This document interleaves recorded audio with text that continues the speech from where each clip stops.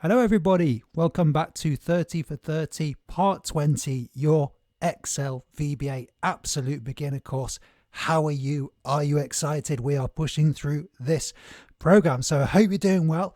Just a quick notice straight away, after this session we're going to go straight into Members Monday, which is our weekly learning community. And if you click join below this video, you can see a little kind of promo video about it. If you like this, you're going to love Members Monday. There's people in the chat that have a little members symbol by their names. They're our members. There's lots of nice people really excited like me about learning Excel. Can you let me know in the chat as well? Can you see me? Can you hear me?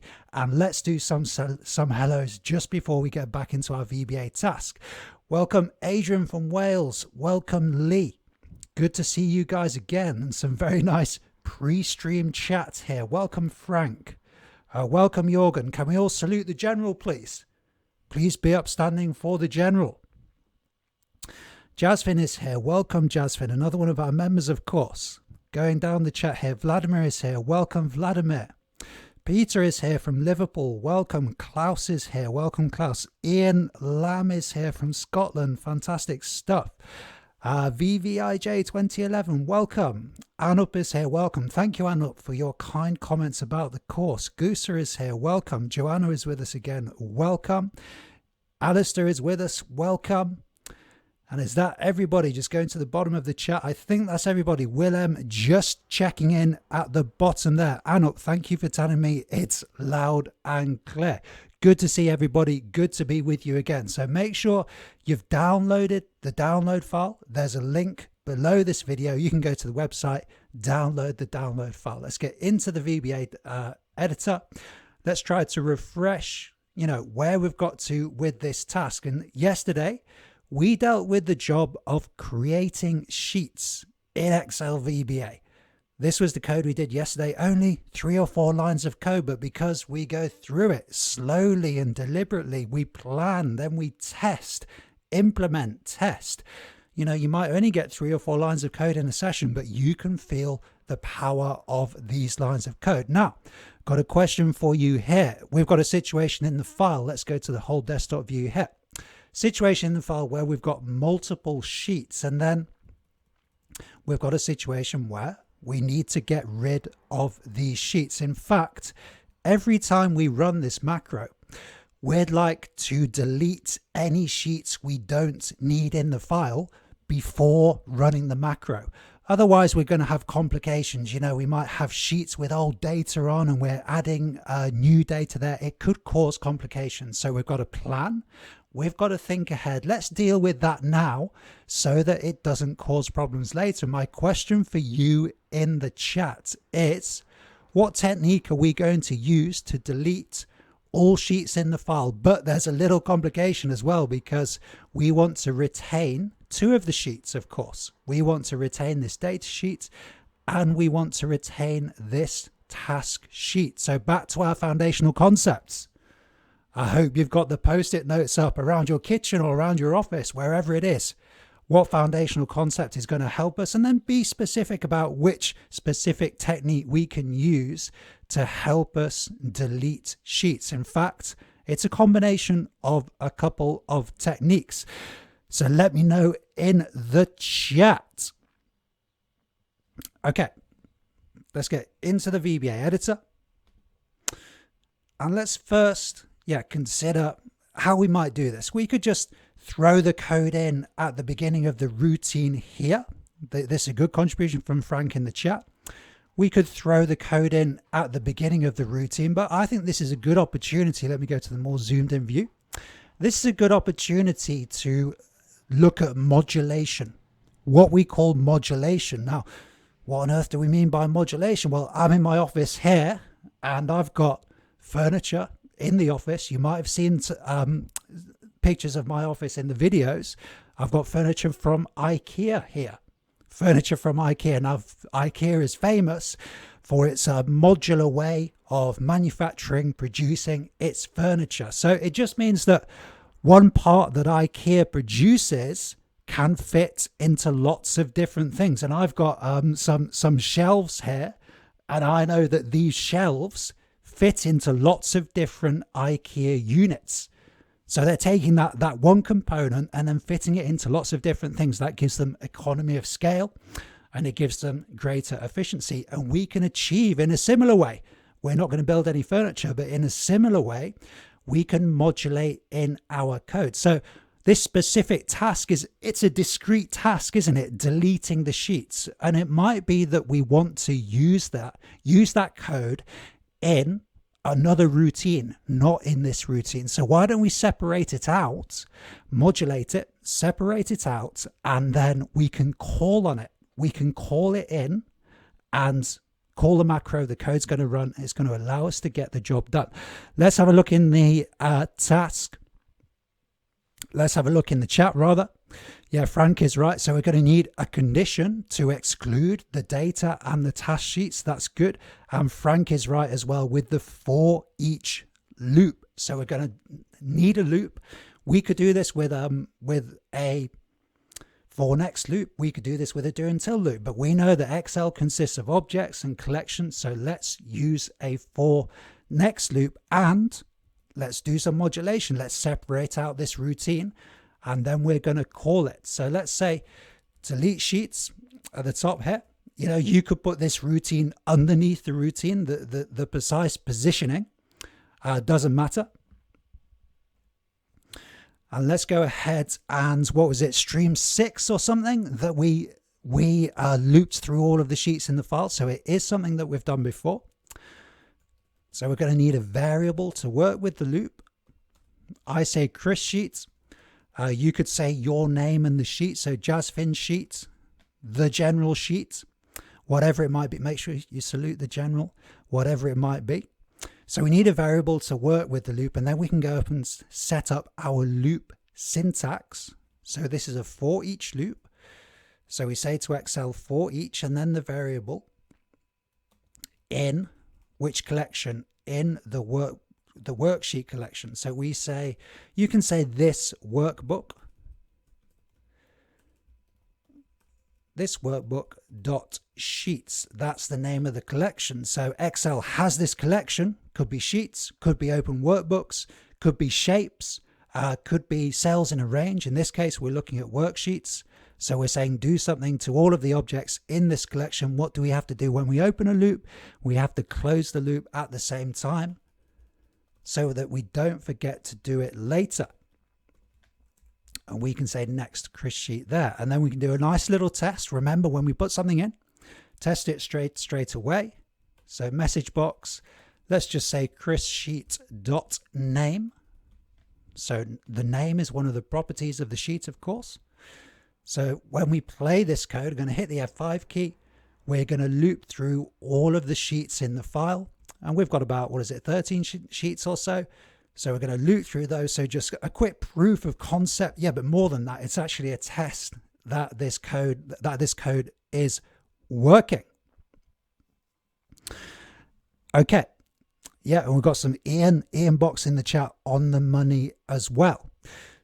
So what about this conditional statement? I'm not going to put the line of code in to delete the sheets yet, because what problem would that present? Well, we might delete all of the sheets in the file and we want to avoid that. So we've got to be a little bit careful here. Make sure you're backing up the file, Control S, save the file, saving different versions of the file as well. How are we going to deal with this condition? So let's always simplify. If you've got a difficult piece of syntax, always simplify. Take an intermediary step. If I can't quite do that, I can't get my head around it, just do something simpler that's similar, and that's going to be like a base camp towards cracking that piece of code that you can't quite get your head around. So if chrissheet.name does not equal, and what's the name of one of the sheets that we want to retain? Well, the data sheet, we definitely want to retain the data sheet. In the bottom left-hand corner, we can see the name of the sheet. So if chrissheet.name does not equal data, then we're okay to delete the sheet. Let's create a little more room for in your screenshot here. And then a fairly simple line of code to delete the sheet here. Okay. Now, yeah, Ian's absolutely right. We might delete the data sheet, which we want to avoid. What's another problem we're going to have here? What's a kind of practical problem when we're running this code that's not going to stop the code running? The code's going to run fine. It's going to get the job done, but it will slow down the process. 27 viewers, 5 likes. Fantastic stuff. Welcome, everybody. Yeah, Ian's right. Ian is putting the logic in the chat. But can anybody see the practical problem that's coming here? So what happens when we try to delete a sheet in Excel? What happens? So if I right click on the data sheet here and just hit, in fact, I'm going to go for the dog sheet in case there's some kind of disaster, and hit delete, yeah, we're going to get our message here. So yeah, we could just click through and every time this box flashes up, we could say delete, but that's not ideal, is it? So how do we kind of temporarily, only temporarily, and we have to make sure to switch it back on, how do we disable this notification? Yes, and some people in the chat are chipping in here with some good ideas. Jasmine, right on the money. Application.display alerts equals false. So another interesting line of code, powerful. So it's going to stop Excel giving us the alerts. So I think this means if you try to save the file or if you try to close the file, you're not going to get the sometimes very useful confirmation message saying, do you want to save the file first? So again, we've got to handle this with care. We're getting to a level in VBA where, we've got to be careful. We can fundamentally change the operation of Excel. So it's kind of our responsibility as a programmer to ensure that we reset everything so that Excel behaves properly. So you can see I just copy paste this line of code, Control C, Control V, and then we turn the alerts back on at the end. Okay, so we're getting there. Let me know if you're working along in the chat. I'm just adding a bit of separation in the code here so that I can see visually this loop stands out a bit better. What's the final thing we need to do here? Yeah, Frank is absolutely right. You see, Frank taking care of me. He's saying, yeah, you're going to delete the task sheet if you continue. Frank is absolutely on the money. Frank, I think you're ready to do this kind of presentation yourself. So let me know when I can see your 30 for 30 series. I'm only joking. Yeah, and Jasmine's right as well. It's okay. I'm not going to run this code. How do we complete this piece of coding to ensure that we retain the task sheet as well as the data sheet? And Stanislav as well is asking the right question here. So can anybody help us? And it's manipulating a piece of syntax that we should be reasonably comfortable with, this conditional statement. But what do we want to do? Well, as always, talk it out loud. Make sure you're talking. You should be talking to yourself when you're coding. This is why I had to get an office in the back garden, because my girlfriend was like, you're terrible working at home. So like, it's me and the dog out in the garden most of the time. But seriously, I walk around the office, talking about it. And what's the logic here? Well, we want to say to Excel, if the name of the sheet is data or the name of the sheet is task, then don't delete it. And we could reverse that logic and say, if the name of the sheet is not data and the name of the sheet is not task, then delete it. Yeah, so we've got some different ideas coming in here. So I think the syntax is and. Now I've just put an underscore in there. All the underscore is going to do is allow me to continue the code on the next line. That means we don't get lots long lines of syntax. That's mainly so it makes it display better for you. You don't need the underscore. If you do have the underscore, you can see I've put a space in there. Okay, so we've got and Excel quite rightly saying, well, I need some more information. Control Z, Control C, Control V. So if the name of the sheet does not equal data and the name of the sheet does not equal task, then we want to delete the sheet. I think this is the right logic. And yeah, VVIJ 2011 in the chat. Some good, a good idea here. Yeah, so we could use the sheet index numbers as well.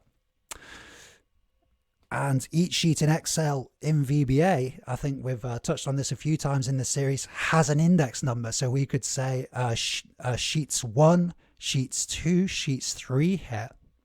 This is a possible way to do the referencing. The slight downside with using the sheet index way of referencing is that if the order of the sheets changes, then that might be problematic. With the way we're doing the referencing, where we're being explicit about the sheet name, not using the number, we're being explicit about the sheet name. That means whatever the ordering of the sheets, this is still going to work, but it would be possible to do using the index number. Okay, we're going to go ahead and see what happens here. Control S, save the file. Then hit the F5 key. And we can see, did you see it? All of our sheets just disappeared there. So that does seem to work. And now we can play. You've got two routines you can play with now. So we've got a routine to create the sheet here. So I'm clicking in, create category sheets. Remember, this is our original routine we've been working on. So I'm making sure the cursor's in create category sheets. I'm hitting the F5 key. You could hit the play button at the top. In fact, let's hit the play button this time. And we can see our sheets have been created. And now we can hit delete sheets. And our sheets have disappeared. Click in the create category sheets macro and hit play. Sheets are created. Click in the delete sheets macro and the sheets have disappeared. I love that. You know, I always say to people, that buzz that you get when it works never fully goes away. And I think this is why Excel keeps me coming back. You know, there's nothing like when someone phones you up and they say, I've got this problem, you know, can you help me out with it? And you get a solution that you get working. And then when the customer gets it working as well, and they feel the power of VBA, it really is powerful stuff, and highly recommended that you try to, you know, get yourself in a situation where you can feel the power and, you know, helping the people around you in whatever capacity you're using VBA, helping your colleagues, helping your family, helping your customers, whatever it might be. So Justin says, I wonder why it doesn't work with OR. It's just not quite the right logic, is it, with OR? So if the name of the sheet is not data or the name of the sheet is not task, then we're going to delete the sheet. Or maybe it does work with OR. Yeah, maybe it would work with OR. Let's see if it does work with OR. Or am I missing something logically? I've just saved the file here. Okay, let's create the sheets. Okay, hitting the F5 key here. Okay, yeah, the logic isn't quite right there. So it is trying to delete all of the sheets. So I'm going to go ahead, close the file now. You can look at me, close the file, but you know, no big deal, because I've got the file saved. I can just go ahead, saved at 1623. That's the file, and our file is open again. Yet logically, it just doesn't quite follow. So Excel will try to delete all of the sheets in the file, and that means Excel is going to return that error. Okay, so back to the workbook, and we've got our code there. Right. Hello, Simon. Good to see you. Hello, Mamo. Welcome. And then Alistair's quite right. Don't use or. And Adrian's also right. Don't use or. Yes. Yeah, you could use or with some slightly different syntax. You could change the syntax to get it working with or. Anyway, getting lost in the detail a bit. This is working absolutely fine for us. Good. So now we need to go ahead and call this macro from the other macro, because at the end of the day, you know, we don't want to be running this macro and then running that macro. We actually want to have a button in the file. Let's go ahead and create this button now. Insert buttons here. I'm going to hold down the Alt key to get us that alignment with the cells, and then create category sheets. Then let's right click here, edit text. let's say create, let's say analyze, although you can say whatever you want really, something informative, something that tells you about what the button's going to do. Alt HOW3, get that those consistent column widths there. So this button is now going to create the sheets for us. But what is this button not going to do? It's not going to do the deletion at the moment. That's because, of course, the delete code sits in another routine. So how do we get Excel to call the other routine? Get this routine done first. And we do that by saying call delete sheets. So suddenly we've got this interaction between routines. You can see interaction between routines here. When we play the code, I'll step through it. We're going to go to this line of code. Then Excel is going to jump up to the delete sheets macro, wherever it is. It might be below or above. The positioning doesn't matter.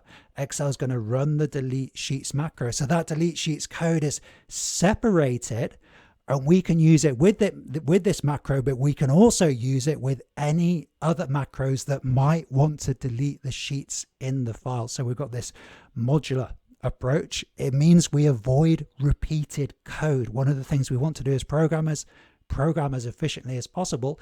We want to avoid repeated structures in code. We wouldn't want this syntax, this code, in two different routines. Much better to have it in its own discrete routine and then to call it when we need it. Maximum efficiency, and that's the modular approach.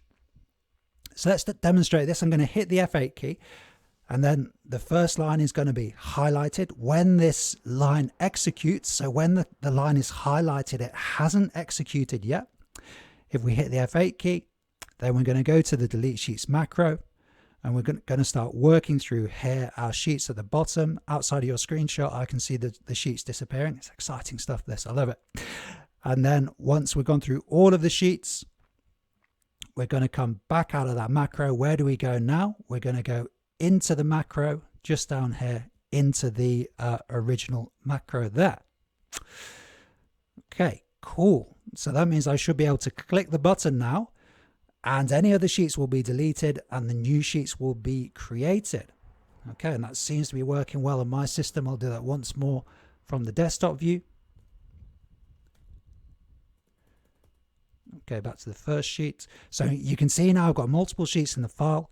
Click the Analyze button. Those sheets have disappeared, and then we've got the additional sheets created. Right, good. So coming to the end of this stream, let's have a quick look in the chat. Any questions? Yeah, VJ, great question. So VJ is saying, what would happen if the name of the data or task sheet were to change? Well, this is where we've got to make some assumptions. So we've got to say to the customer, whoever is using the sheet, don't change the sheet names. Okay. And I've found, that can sound kind of, how would you say, arbitrary to have to say that to a client. But I've found that customers, they're usually pretty well behaved, because once they appreciate what's possible with VBA, they're happy to interact with the spreadsheet in a disciplined manner so they can get those benefits. So if you tell them, listen, just don't change the sheet names, don't add any columns, don't add any rows, that kind of thing, I find that customers are usually pretty good about doing. How do we make sure they do that? Good client communication. And this is where all the skills outside of coding become important. They're actually more important than the coding itself. So can you communicate well with the client? Can you do, for example, a nice walkthrough video? Clients love walkthrough videos. And in that video, explain the assumptions you've made. Can you note down the assumptions in the file? Just have a list of things saying, make sure you don't do these things. These are all the activities around the coding that are going to maximize the impact of the coding itself. So good question there from VJ. Lee says, I know the answer to this when you just type call and then the macro name. Yep, that's exactly what we do. Yeah, I think we've touched on it in the course already. If you want to call a different macro in. Yep, this is, Ian's got a good improvement here. Yeah, Ian's got a good improvement here. So at the end of the routine, and this is another client communication issue. Just see where we get to at the end of the routine. it's not quite clear what's happened, is it? Yeah, we're on a bit of a random sheet that we've just created.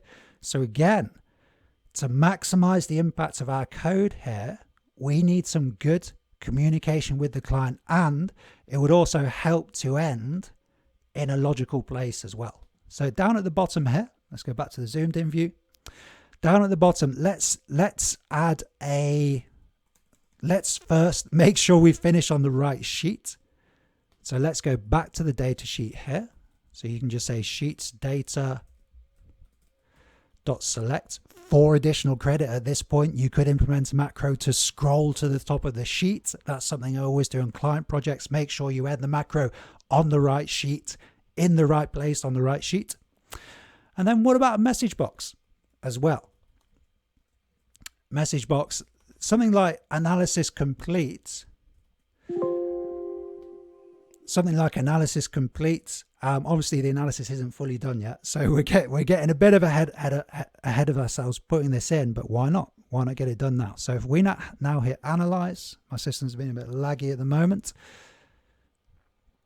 Then we should see at the end analysis complete, and we're on the data sheet. Just one thing that does annoy me about these message boxes when we have Microsoft Excel at the top here. Was this the very first stream in 30 for 30? I think we covered this. So how do we get rid of Microsoft Excel?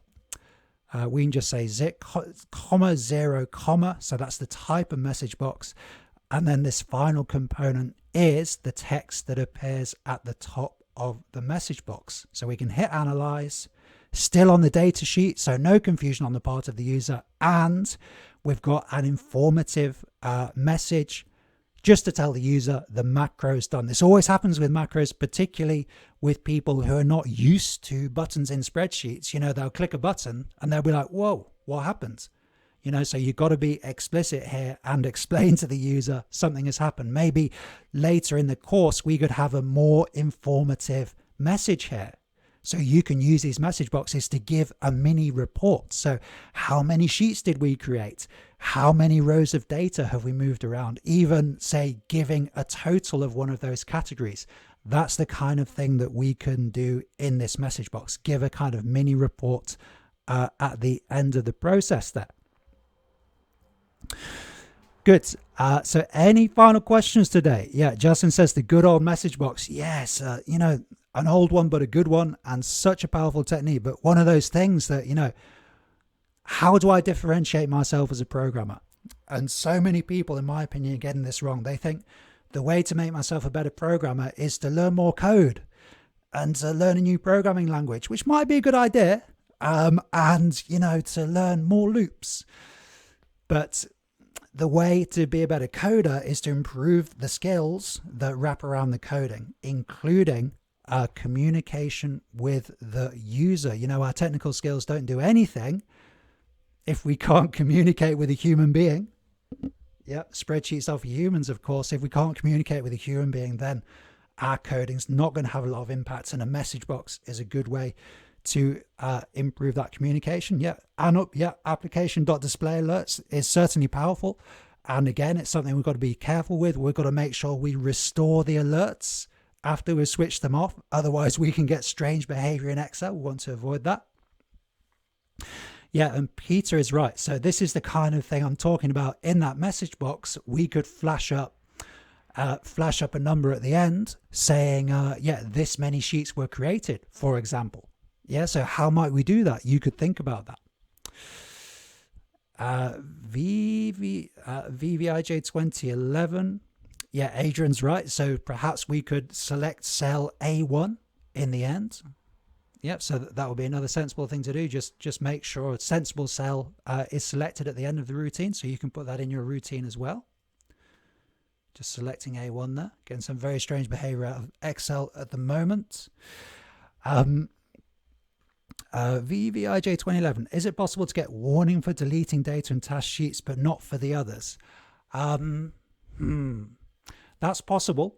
I mean, I think that's a kind of not something you'd want to do in reality, but you could do that. Let's see if we can get back into VBA. You could temporarily, you see how we've switched off the display alerts. So you could have a conditional statement saying, if the name of the sheet is data, then switch on alerts. And then switch alerts off again. Okay, switch on alerts, try to delete the sheet, and then switch alerts off again. So it would be possible to just, in effect, or at least when it's executed, to just have that message for certain sheets. Should you want to do that? Adrian says, can you control where the message box appears? Not as far as I know. Not as far as I know, but I've got a feeling there's some way to do that in Excel, but not as far as I know. I think that's possible with user forms to control their position. Okay, is that everything? Jorgen says, awesome session. Thank you to the general, as always. Yep, not sure about controlling where the message box appears. I mean, the message box always appears in the middle of the screen, you know, on my screenshot, because of the way it's set up for streaming. It looks like it's not in the middle, but it is actually in the middle. So I've never found I've had a need to do that. Okay, good. Hope you enjoyed the session, guys. And let me just tell you once more about Members Monday. We're going into Members Monday at 5 o'clock UK time, so in about 25 minutes. And we're going to be doing a session on data analysis. So some simple data analysis techniques with a few of my secret weapons. So not VBA, fairly simple formulae to implement that are going to get you started with data analysis. You just hit join below this video if you'd like to get involved with Members Monday. I would love to have you there. Okay, that's all for today then, guys. Then good luck with the lockdown stuff. I hope you're doing okay. As always, try to get out and have a little walk, a bit of exercise, and make sure you connect with people as best you can and take good care of yourself. I'll see you again tomorrow.